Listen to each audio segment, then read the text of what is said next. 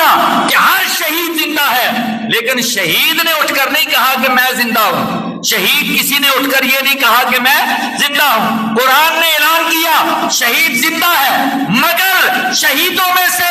یہ انفرادیت حضرت امام علی مقام سیدنا امام حسین کو حاصل ہے کہ نیزے کی نوک پہ چڑھ کر آپ نے اعلان کیا، کہا لوگوں کسی شک میں نہ رہنا، وہاں تلاوت کر کے بتایا کہ شہید واقعی زندہ ہے، شہید واقعی زندہ ہے۔ یہ انفرادیت حضرت امام علی مقام سیدنا امام حسین رضی اللہ تعالیٰ عنہ کو۔ پھر جو بھی شہید ہوتا تھا نا، کیا ہوتا ہے، وہ میدان کاردار میں جاتا ہے، اس کو پتہ نہیں ہوتا کہ میں نے فوت ہو جانا ہے یا نہیں ہونا، یا میں نے شہید ہونا ہے یا نہیں ہونا۔ یہ کسی شہید کو نہیں پتا ہوتا کہ میں نے شہید ہو جانا ہے، مگر امام علی مقام تیری شہادت کی انفرادیت پہ قربان جائیں، یہ وہ شہید ہے جسے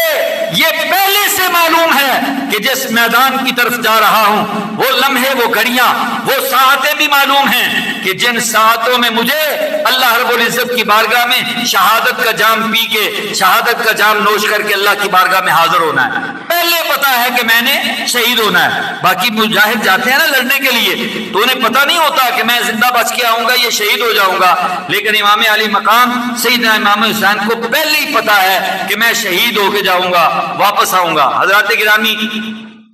باقی شہید جب میدان میں جاتے ہیں تو اکیلے شہادت کا درجہ پاتے ہیں، مگر امام حسین آپ کی عظمت پہ قربان جائیں، آپ اکیلے نہیں، جب شہادت کا جام پینے کے لیے گئے تو آپ اپنے پورے خاندان نبوت کو ساتھ لے کے جاتے ہیں، اور بچے بھی اور عورتیں بھی سب کو ساتھ لے کے جاتے ہیں، اور وہاں جا کر آپ میدان کربلا کے اندر شہادت کا جام پیتے ہیں، اکیلے نہیں۔ حضرات گرامی، حضرت امام علی مقام سیدنا امام حسین رضی اللہ تعالیٰ عنہ کی شہادت کے لیے اللہ تعالیٰ نے جو دن اور مہینہ اور ٹائم وہ مقرر کیا، وہ ٹائم بھی پہلے سے معروف تھا، مشہور تھا، اور ہسٹری میں، تاریخ میں اس وقت اور اس دن کو بے شمار واقعات رونما ہوئے تھے۔ جیسا کہ میں پہلے بھی بتا چکا کہ اللہ رب العزت نے آدم علیہ السلام کی توبہ آج کے دن قبول کی، کشتی نوح کنارے لگی آج کا دن تھا، حضرت موسیٰ علیہ السلام کو جادوگروں پہ غلبہ ملا آج کا دن تھا، فرعون غرق ہوا آج کا دن تھا، حضرت یونس علیہ السلام مچھلی کے پیٹ سے باہر آئے یہی عاشورہ کا دن تھا، حضرت عیسیٰ علیہ السلام چوتھے آسمان پہ تشریف لے گئے یہی عاشورہ کا دن تھا، حضرت ابراہیم علیہ السلام کے لیے نار کو گلزار کیا گیا یہی عاشورہ کا دن تھا۔ اسی طرح حضرت امام علی مقام سیدنا امام حسین رضی اللہ تعالیٰ عنہ نے شہادت کا جام پیا عاشورہ کا دن تھا، تو یہ دن بھی پہلے مقرر تھا۔ نبی کریم رؤوف الرحیم صلی اللہ علیہ وسلم نے چونکہ آپ کی شہادت کا پہلے سے اعلان کر رکھا تھا کہ میرے اس نواسے کو، اس لخت جگر کو، نور نظر کو کربلا کے میدان میں شہید کیا جائے گا، لیکن جو منزل تھی اس منزل تک پہنچنے کے لیے کچھ آثار تو بننا تھے، کچھ حالات تو بننا تھے۔ ان حالات اور آثار کے حوالے سے میرے آقا جناب محمد الرسول اللہ صلی اللہ علیہ وسلم نے فرمایا الخلافت 30 سنتن، الخلافت من بعدی 30 سنتن۔ لوگوں، میرے امتیوں، سن لو کہ میری خلافت میرے بعد 30 برس تک قائم رہے گی۔ میرے بعد یہ خلافت کتنا عرصہ قائم رہے گی؟ 30 برس تک قائم رہے گی۔ ان 30 برسوں میں حضرت ابو بکر آئے، حضرت عمر آئے، حضرت عثمان آئے، حضرت علی المرتضیٰ آئے۔ ابھی ٹائم پورا نہیں ہوا، 30 سال نہیں ہوئے، 29.5 سال ہوئے،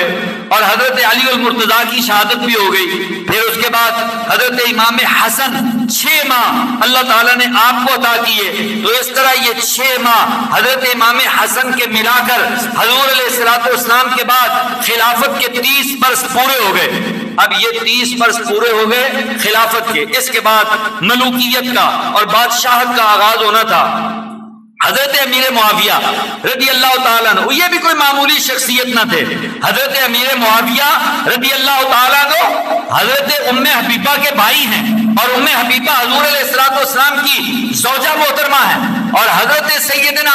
امیر معاویہ کاتب وحی ہیں۔ اگر ان کے خلاف کوئی بات کی جائے تو گویا وحی مشکوک ہو جاتی ہے اور قرآن میں شک پڑ جاتا ہے۔ حضرت امیر معاویہ اللہ تعالیٰ نے بڑا تدبر دیا تھا، آپ کو بہت ساری صلاحیتوں سے نواز رکھا تھا۔ 20 برس تک آپ نے بلا شرکت غیرے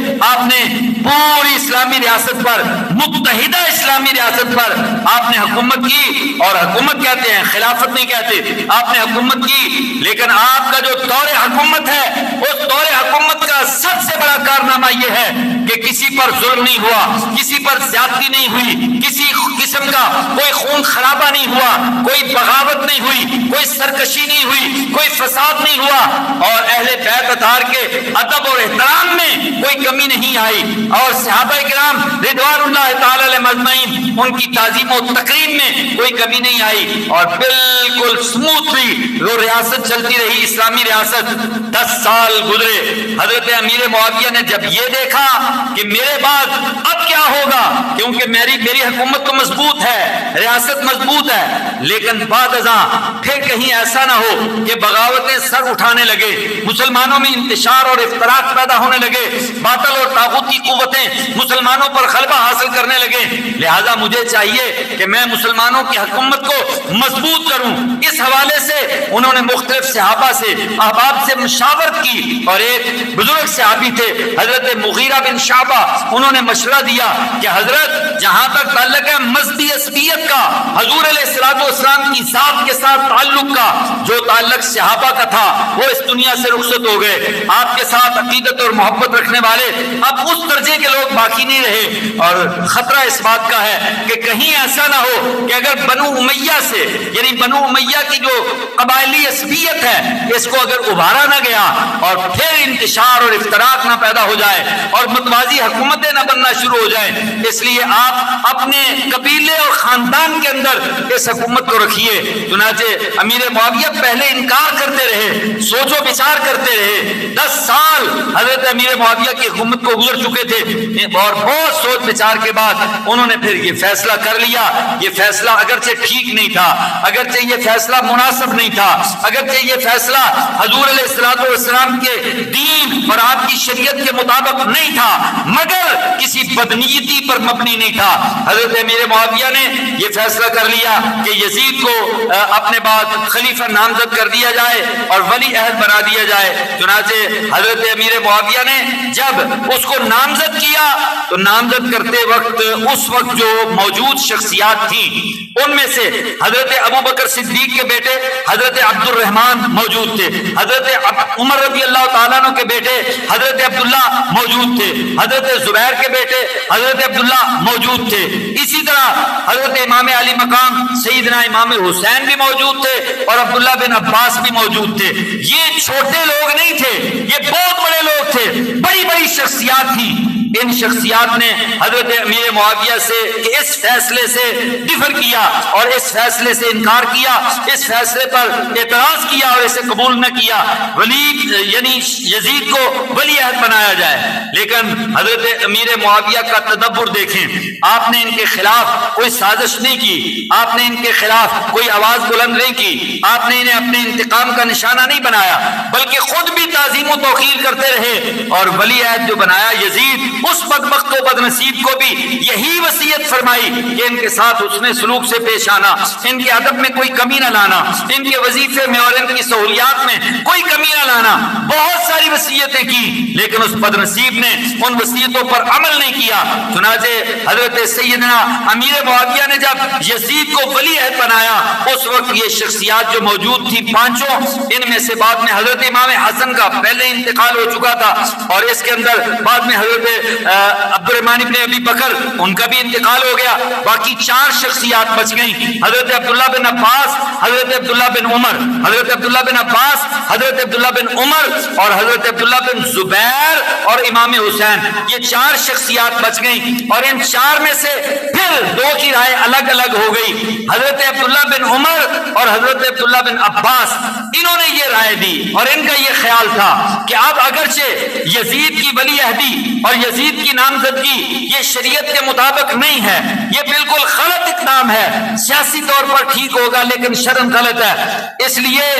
اس کی مخالفت کرنا، اس کا مقابلہ کرنا اور اس کے سامنے آنا یا ریاست سے ٹکرانا یہ ہمارے لیے مناسب نہیں ہے، امت میں انتشار پھیلے گا، افتراق ہوگا، لہذا انہوں نے کچھ خاموشی اور نرمی اختیار کر لی اور دو شخصیات باقی رہ گئیں، ایک حضرت سیدنا امام حسین اور ایک حضرت عبداللہ بن زبیر رضی اللہ تعالیٰ عنہ۔ حضرت عبداللہ بن زبیر کا یہ موقف تھا کہ اس کی مخالفت کرنی چاہیے، اور آئین جواں مردہ حق گوئی و بے باکی، اللہ کے شیروں کو آتی نہیں ربائی، ظالم اور چادر حکمران جو ہے اس کو کبھی بھی ہم نے تسلیم نہیں کرنا۔ حضرت عبداللہ بن زبیر کا بھی یہی نقطہ نظر تھا، اور امام علی مقام سیدنا امام حسین رضی اللہ تعالیٰ عنہ کو بھی یہی نقطہ نظر تھا، لیکن ان کا یہ حضرت عبداللہ بن زبیر اور حضرت امام حسین ان دونوں میں پھر رائے مختلف ہو گئی۔ حضرت عبداللہ بن زبیر وہ مکہ مکرمہ اور حجاز میں رہ کر اپنی قوت اور طاقت بنانا چاہتے تھے،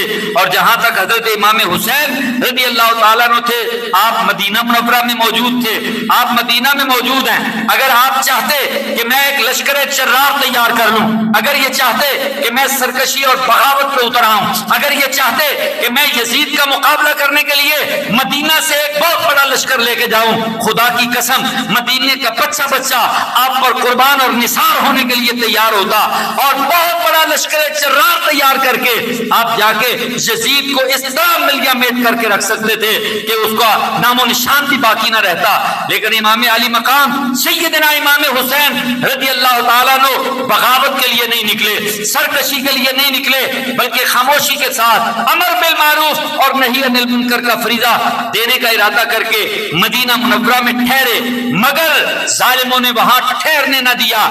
کوفہ کے اندر جب لوگوں کو یہ پتا چلا کہ امام علی مقام سیدنا امام حسین نے یزید کی بیعت نہیں کی، تو کوفے والے جو تھے وہ چونکہ حضرت علی کرم اللہ وجہ الکریم نے کوفے میں اپنا بنایا تھا جو ریاست کا دارالحکومت کوفہ میں لے گئے تھے، اور بہت سارے کوفی حضرت علی کے ساتھ متعلق تھے اور وہ اپنے آپ کو شیعان علی بھی کہتے تھے۔ حضرت سیدنا امام حسین رضی اللہ تعالیٰ عنہ آپ مدینہ منورہ میں ٹھہرے ہوئے تھے، کوفے سے مختلف پیغامات اور خطوط آتے رہے، حتیٰ کہ وہ وقت بھی آ گیا کہ حضرت سیدنا امیر معاویہ کا انتقال ہو گیا۔ پیغام آیا، مدینہ منورہ کے گورنر ولید نے حضرت امام حسین کو بلایا، حضرت امام حسین سے بیعت کا مطالبہ کیا، حضرت امام حسین نے صاف انکار کر دیا۔ آپ نے کہا میں چھپ چھپ کے بیعت نہیں کروں گا، بلکہ اگر ضرورت پڑی تو پھر جمعے کا دن ہوگا، مسجد نبوی کا منبر ہوگا، لوگ دنیا بھر سے بلائے جائیں گے اور وہاں میں اپنا موقف پیش کروں گا۔ حضرت سیدنا امام حسین رضی اللہ تعالیٰ نے یہ بات کہہ کے نکل آئے، آپ کو اس وقت شہید کرنے یا گرفتار